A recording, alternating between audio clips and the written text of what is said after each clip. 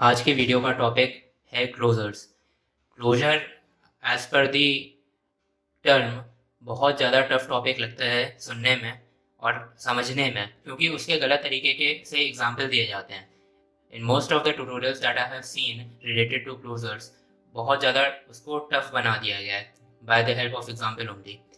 लेकिन क्लोजर एक बहुत इम्पॉर्टेंट कॉन्सेप्ट है जो कोर जावा स्क्रिप्ट में रोल प्ले करता है। काफ़ी सारी चीज़ें हैं कोर जावास्क्रिप्ट में क्लोजर की हेल्प से इम्प्लीमेंट हो पाती हैं। One of the greatest example is of iterators जो हम फॉर लूप में यूज़ करते हैं। तो चलिए शुरू करते हैं। एंड वन थिंग मोर, ये वीडियो थोड़ी सी लंबी हो सकती है फ्रॉम माई रेगुलर वीडियोस, लेकिन आप इस वीडियो में आखिरी तक बने रहिए एंड मेरी गारंटी है कि आप इस वीडियो में कुछ नया ही सीख के जाओगे, आप रिग्रेट नहीं करोगे। चलिए शुरू करते हैं। Closure is just about the lexical scoping. हर चीज लेक्सिकल स्कोपिंग के हिसाब से ही क्लोजर में होता है। आप लेक्सिकल स्कोपिंग आप पहले समझ लो। अगर आपने मेरी प्रीवियस वीडियो नहीं देख रखी है तो आई बटन आ रही होगी, वहाँ पे आप जाके क्लिक कर सकते हो। लेकिन मैं ब्रीफ आइडिया आपको बता देता हूँ कि लेक्सिकल स्कोपिंग होता क्या है। एज पर the term lexical scoping means कि हमारा वेरिएबल कहाँ पे फिजिकली बैठा हुआ है, बस इतनी सी बात होती है। जहाँ पे वो फिजिकली बैठा हुआ है वहाँ से हम एक्सेस कर पाएंगे उस वेरिएबल को। ठीक है, चलिए स्टार्ट करते हैं with the help of example और धीरे धीरे कंटिन्यू करते रहेंगे जैसे जैसे आगे बढ़ते हैं। सबसे पहले हम एक एग्जांपल लेते हैं। ये हमारा कोड है। इस पर्टिकुलर कोड में मैंने क्या किया, एक वेरिएबल डिक्लेयर किया 10, एक ऐड फंक्शन बनाया जिसमें हमने वेरिएबल प्लस जो पैरामीटर हम पास करेंगे वो ऐड कर देगा, उस नंबर में 10 ऐड कर देगा। मतलब जब हमने कंसोल डॉट लॉग कराया इस पर्टिकुलर ऐड फंक्शन को बाय पासिंग 20, तो ये हमें देगा 30। ठीक है, अब यहाँ पे भी हमारा क्लोजर ही रन हो रहा है, लेकिन जो ये एग्जाम्पल रेगुलर एग्जाम्पल्स की तरह मैच नहीं कर रहा है। Let me explain to you. यहाँ पे क्या हो रहा है कि ये जो वेरिएबल है 10, ये कहाँ पे बैठा हुआ है, हमारे ऐड फंक्शन को ये वेरिएबल मिल पा रहा है ना 10 एज अ वैल्यू 10। तो इसका मतलब कि हम यूज कर सकते हैं इसको। Got my point? मतलब जो ऐड फंक्शन है हमारा वो इस वेरिएबल को यूज कर सकता है। अभी आप धीरे धीरे आप जैसे जैसे मैं आगे बढ़ूंगा आपको अच्छे से समझ में आएगा। जो लेक्सिकल स्कोप है इस वेरिएबल का हमारा, वो ग्लोबल एग्जीक्यूशन कॉन्टेक्स्ट में है और ऐड फंक्शन हमारा ग्लोबल एग्जीक्यूशन कॉन्टेक्स्ट के अंदर है जहाँ पे वो कॉल हुआ है। अब क्योंकि हमारा वेरिएबल फिजिकली सेट करता है ग्लोबल एग्जीक्यूशन कॉन्टेक्स्ट में, तो वो जितने भी execution context global execution context के ऊपर आएंगे वो सारे के सारे execution context would be able to access the variable that is present in the global execution context. तो हियर यहाँ पे वेरिएबल की जो वैल्यू है 10 वो आसानी से एक्सेसिबल है। ठीक है, अब आप कहेंगे कि ये कैसा एग्जाम्पल दिया क्लोजर का, धीरे धीरे आप समझोगे। अब let me give you other example. ये एक एग्जाम्पल है जो मैंने पहले से कोड कर रखा है so that I don't waste any of your precious time in coding. ठीक है, अब देखिए यहाँ पे मैं कंसोल लॉग स्टेटमेंट कर देता हूँ।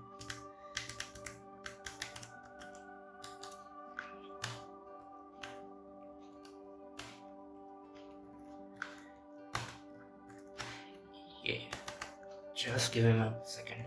ठीक है, अब ये फंक्शन हमने बनाया, एक फंक्शन बनाया exp। अब उसके अंदर एक काउंटर वेरिएबल चलाया जो कि स्टार्ट करता है 0 से, और इसके अंदर एक फंक्शन बनाया मैंने incr, बेसिकली इंक्रीमेंटल फंक्शन बनाया मैंने जो रिटर्न करता है काउंटर प्लस प्लस। अब मैं इसको रन करता हूँ और फिर आपको एक्सप्लेन करता हूँ वो क्या रहा है यहाँ पे। ठीक है, अब यहाँ पे देखिए क्या हुआ। हर बार इस पर्टिकुलर फंक्शन ने एक वैल्यू रिटर्न की दैट इज 0 and 1, ठीक है। अब ये क्यों रिटर्न की, यही वैल्यू क्यों आई 0 and 1? अब यहाँ पे ये इसलिए आया क्योंकि जो exp फंक्शन था हमारा, exp फंक्शन का जो एग्जीक्यूशन कॉन्टेक्स्ट बना उसके अंदर एक वेरिएबल गया एंड एक फंक्शन गया, ठीक है। अब उस फंक्शन के साथ उस फंक्शन के अंदर हमारा बाहर का वेरिएबल, इस फंक्शन में बाहर का variable counter that has been defined outside the function, ठीक है, वो लगा हुआ है।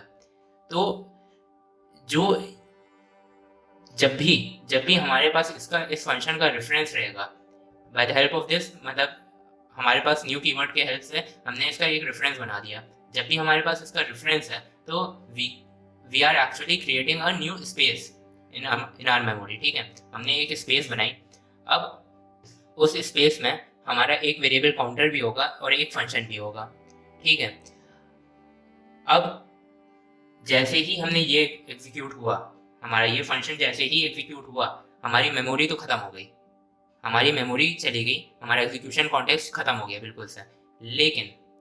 लेकिन अभी भी हम जब इंक्रीमेंट वाला फंक्शन रन करने की कोशिश करते हैं with the help of the reference to the object that we had created, हम रन कर पाते हैं और उसमें हम काउंटर की वैल्यू भी इंक्रीमेंट कर पाते हैं। ये इसलिए हो पा रहा है क्योंकि यहाँ पे जब भी हमारे मेमोरी में ऐसा कुछ देखने को मिलता है कि function is actually having the dependency on the outer variables, तो वो क्या करेगा, एक बैकपैक टाइप का चीज अपने इस फंक्शन के साथ लोड करा देगा हमारी मेमोरी में।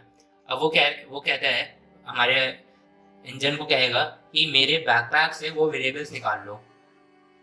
अब इन दिस केस क्या हुआ कि इस फंक्शन को जब हमने कॉल किया तो हमारा एग्जीक्यूशन कॉन्टेक्स्ट तो लॉस्ट हो गया, लेकिन क्योंकि हमारे पास ये वेरिएबल का रेफरेंस था तो हम इस फंक्शन को एक्सेस कर सकते थे, हमने एक्सेस किया। अब इस फंक्शन को जैसे ही एक्सेस किया, इसने देखा काउंटर को हम बार बार इंक्रीमेंट कर रहे हैं एंड रिटर्न कर रहे हैं, तो इसने कहा कि कहाँ ढूंढूं मैं काउंटर को, तो इसने अपने बैकपैक में ढूंढा। उसने देखा कि हाँ, जितने भी वेरिएबल्स हमारे डिपेंडेंट होते हैं, इस फंक्शन में डिपेंडेंट होते हैं, वो सारे के सारे वेरिएबल्स जो बाहर थे, वो सारे वेरिएबल्स इसके बैकपैक में पड़े होते हैं और उन बैकपैक से वो निकाल के यूज करता रहता है, ठीक है। तो यही रीज़न है, जब हमने example.incr किया तो हमारा काउंटर बढ़ा। इन दिस केस यहाँ पे हमारा काउंटर हुआ पहले 1 हो गया बाय दिस स्टेटमेंट। ये स्टेटमेंट हमारा भले ही रिटर्न कर रहा है 0, but actual value of counter by the end of execution of this statement is 1, ठीक है। अब जब दूसरी बार रन हुआ तो काउंटर की वैल्यू हो गई 2, ठीक है। शायद अब तक आपको समझ में आ गया होगा कि यहाँ पे हो क्या रहा है। It is all about the scoping, कि इस काउंटर वेरिएबल का जो स्कोप है वो इस फंक्शन के अंदर है, ठीक है। अब ये वेरिएबल अगर यहाँ पे यूज हो रहा है तो ये वेरिएबल इस फंक्शन के साथ एज अ बैकपैक अटैच हो जाएगा और जब भी हम रन करेंगे इस फंक्शन को, उतनी बार हमारा फंक्शन बैकपैक से वो वेरिएबल की वैल्यू निकालेगा एंड यूज करेगा, ठीक है। अब आपको समझ में आ रहा होगा ये एक्चुअली चल क्या रहा है, ठीक है। अब मैं आपको एक बहुत अच्छा एग्जांपल देता हूँ आइट्रेटर्स का। आपने जावा स्क्रिप्ट में सुना होगा कि फॉर लूप कैसे काम करता है। उसमें एक चीज़ होती है, हमारे आइट्रेटर होते हैं, जिसमें हम अपना कस्टम आइट्रेटर लिख सकते हैं। तो यहाँ पे मैं कुछ कोड करने वाला हूँ, एक सेकंड बस। हाँ, अब यहाँ पे मैंने क्या किया कि एक एरे मैंने डिफाइन किया जिसकी वैल्यू 1,3,4 है और उसका आइट्रेटर फंक्शन एक बनाया मैंने। अब वो आइट्रेटर फंक्शन में हमेशा 2 चीज़ें जाती हैं, हमेशा मतलब वो उसका जो नेक्स्ट फंक्शन होता है वो हमेशा दो चीज़ें रिटर्न करता है, वैल्यू एंड डन। अगर वैल्यू प्रेजेंट होती है तब डन इक्वल टू फॉल्स होता है, एल्स केवल और केवल वो done equal to true return करता है एज एन ऑब्जेक्ट, पूरा के पूरे as an value as an object return होती है। ठीक है, अब यहाँ पे मैंने क्या किया है, अपना खुद का कस्टम बनाया है आइटरेटर। अब इस फंक्शन मैंने आइटरेटर में अपना खुद का कस्टम लिख दिया फंक्शन। ठीक है, यहाँ पे क्या हो रहा है कि इंडेक्स 0 से स्टार्ट हो रहा है और ये फंक्शन रिटर्न कर देता है नेक्स्ट, वो भी एक फंक्शन रिटर्न करता है। उस फंक्शन के अंदर चेक करते हैं कि whether the value of index is less than the array length. अगर ऐसा है तो वैल्यू रिटर्न करो, और वैल्यू में एज एन ARR ऑफ आई नहीं रिटर्न करूंगा मैं, या फिर ARR ऑफ इंडेक्स नहीं रिटर्न कर रहा हूँ मैं रिटर्न कर रहा हूँ यहाँ पे एक स्टेटमेंट, जो स्टेटमेंट है द वैल्यू इज, और जो भी वैल्यू आएगी, और एंड द इंडेक्स इज, जो भी इंडेक्स होगा। ठीक है, और जब तक ये तब तक वैल्यू रिटर्न होगी जब तक हमारा डन इक्वल टू ट्रू ना हो जाए। ठीक है, ये सिंपल सा फंक्शन हमने मेंशन किया है, आप देख सकते हो इस पूरे फंक्शन को। मैं 2 मिनट रुकता हूँ, आप थोड़ा सा समझ लो ये फंक्शन लिखा क्या गया है। आई थिंक सो थोड़ा सा मैं इसको करता हूँ so that everything is in one line. Just give me a second.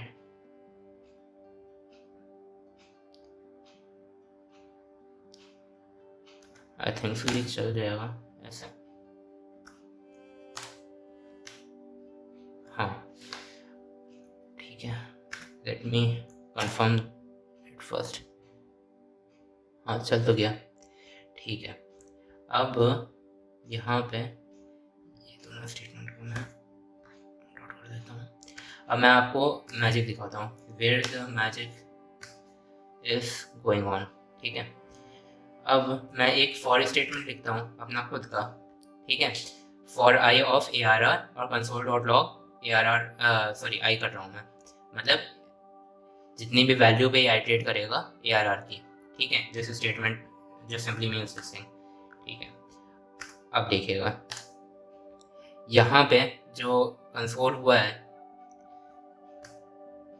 यहाँ पे क्या हुआ, the value of value is 1 and the index is 1। Got my point? ठीक है, अब यहाँ पे थोड़ी सी गड़बड़ हुई है। क्यों, क्या गड़बड़ हुई है कि उसने इंडेक्स की वैल्यू यहीं इंक्रीमेंट कर दी, और जब यहाँ तक पहुँचा तब तक इंडेक्स की वैल्यू चेंज हो चुकी थी। तो let me correct this statement, I would be incrementing it here. ठीक है, अब now it would be fine. हाँ, इट इज़ वर्किंग फाइन। अब ये देखो ये क्यों रहा है, मैं आपको स्टेप बाय स्टेप चलता हूँ ये कैसे काम कर रहा है। ये काम कर रहा है कि यहाँ पे जब भी हमारा फॉर लूप चलता है, वो बेसिकली क्या करता है, वो नेक्स्ट फंक्शन को कॉल करता है, और वो नेक्स्ट फंक्शन को तब तक कॉल करता है जब तक डन की वैल्यू ट्रू ना आ जाए। ठीक है, और जब जैसे ये फॉर ऑफ लूप है, फॉर ऑफ लूप में क्या होगा कि जो वैल्यू होगी, मतलब एवरी एलिमेंट की जो वैल्यू होगी that would be going into I, और वो हमारा प्रिंट हो रहा होगा यहाँ पे इस स्टेटमेंट के थ्रू। ठीक है, अब यहाँ पे फंक्शन ये काम कैसे कर रहा है, एवरी टाइम मैं आपको थोड़ा सा और इसको इलेबोरेट करके एक और with the help of custom calling for the I am going to call the next function explicitly. ठीक है, कुछ मैंने ऐसे लिख दिया। ठीक है, अब यहाँ पे क्या किया मैंने कि आइटरेटर फंक्शन मैंने कॉल करा दिया इस पर्टिकुलर एरे पे, जो मैंने आइटरेटर फंक्शन डिफाइन किया था उस फंक्शन को कॉल करा दिया, और every time I am just returning the next function को कॉल करा दे रहा हूँ मैं। ठीक है, और and I am going to console dot log of this statement.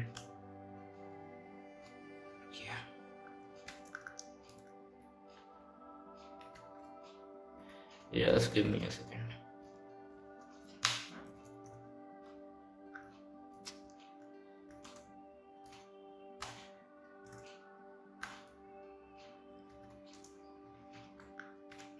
हाँ, तो यहाँ पे मैंने कंसोल कराया अपने नेक्स्ट में जो भी वैल्यू होगी हमारी वो कंसोल होगी। चलिए देखते हैं क्या हो क्या रहा है यहाँ पे। देखो यहाँ पे जब भी नेक्स्ट फंक्शन कॉल हुआ, सबसे पहली बार जब नेक्स्ट फंक्शन कॉल हुआ, तब इंडेक्स की वैल्यू हमारी क्या थी? तब इंडेक्स की वैल्यू यहाँ से स्टार्ट करते हैं। चलिए यहाँ पे हमने एग्जीक्यूट कर दिया फंक्शन। अब हमारा एग्जीक्यूशन कॉन्टेक्स्ट लॉस्ट हो चुका है, लेकिन इसने एक फंक्शन रिटर्न कर दिया। इस पर्टिकुलर स्टेटमेंट ने एक फंक्शन रिटर्न कर दिया, नेक्स्ट नाम का एक फंक्शन रिटर्न कर दिया। ठीक है, अब ये फंक्शन इंडेक्स वेरिएबल को यूज करता है, तो इस पर्टिकुलर फंक्शन के साथ एक बैकपैक में इंडेक्स वेरिएबल अटैच हो गया। तो इनिशियली इंडेक्स की वैल्यू 0 थी, तो इसने चेक किया कि अगर वैल्यू 0 है, वैल्यू 0 इज लेस देन 3, इसने कहा हाँ बिल्कुल है, तो इसने पहला स्टेटमेंट प्रिंट कर दिया। ठीक है, फिर यहाँ पे जैसे ही वो आया तो इंडेक्स की वैल्यू अब तो हो चुकी है 1। ठीक है, अब वो वापस से जब हमने दोबारा से कॉल किया इस पर्टिकुलर फंक्शन को, ये इस लाइन को मैंने जब कॉल किया तो क्या हुआ कि अब तो हो गई इंडेक्स की वैल्यू 1। अब वो इंडेक्स वैल्यू 1 के हिसाब से उसने फंक्शन रिटर्न किया हमारा स्टेटमेंट। अब इंडेक्स 2 के हिसाब से रिटर्न किया। जैसे ही इंडेक्स 3 आया, दिस कंडीशन बिकम्स फॉल्स, और उसने डन को ट्रू रिटर्न कर दिया। ठीक है, in every other case done was false, लेकिन इस केस में डन वॉज ट्रू। ठीक है, अब यहाँ पे everything is all about the variable that has been stored in a backpack.